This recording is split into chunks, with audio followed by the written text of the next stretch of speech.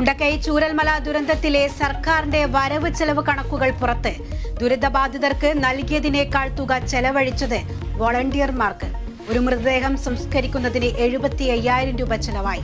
ദുരിതാശ്വാസ ക്യാമ്പിലുള്ളവരുടെ വസ്ത്രങ്ങൾക്കായി 11 കോടി ചെലവായെന്നും കണക്ക്. നിപ്പ ബാധിച്ച് യുവാവ് മരിച്ച മലപ്പുറം തിരുവാലിയിൽ ജാഗ്രത തുടരുന്നു. നിപ്പ ലക്ഷണങ്ങൾ കണ്ട് 10 പേരുടെ സാമ്പിളുകൾ പരിശോധനയ്ക്കയച്ചു. ജില്ലയിൽ മാസ്ക് നിർബന്ധമാക്കി. കണ്ടെയ്ൻമെന്റ് സോണുകളിൽ കർശന നിയന്ത്രണം. യുവാവിന്റെ ബംഗളൂരുവിലെ സഹപാഠികളും നിരീക്ഷണത്തിൽ. മലയാള സിനിമാ സംഘടനകൾക്ക് ബദലായി പുതിയ സംഘടനയ്ക്ക് നീക്കം. പ്രോഗ്രസീവ് ഫിലിം മേക്കേഴ്സ് അസോസിയേഷന്റെ രൂപീകരണത്തിനാണ് ശ്രമം തുടങ്ങി.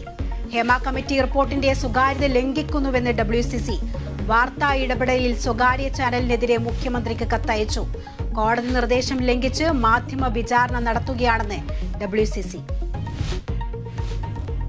കൊല്ലം മൈനാഗപ്പള്ളിയിൽ കാറിടിച്ച് സ്കൂട്ടർ യാത്രക്കാരി മരിച്ചതിൽ ഡ്രൈവർക്കെതിരെ മനഃപൂർവ്വമുള്ള നരഹത്യയ്ക്ക് കേസ്. അജ്മലും ഒപ്പമുണ്ടായിരുന്ന വനിതാ ഡോക്ടറും മദ്യപിച്ചിരുന്നുവെന്ന് സ്ഥിരീകരണം. ഡോക്ടറെയും പ്രതി ചേർക്കും.